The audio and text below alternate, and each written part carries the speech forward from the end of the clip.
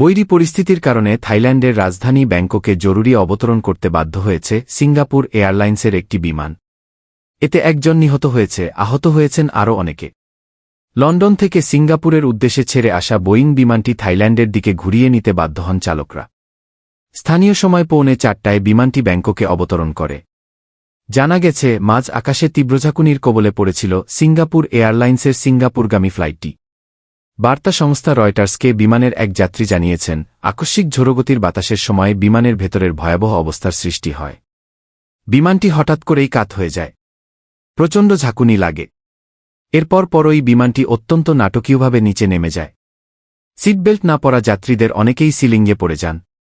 ওই ফ্লাইটটিতে মোট 211 জন যাত্রী ছিলেন এবং 18 জন ক্রু সদস্য ছিলেন।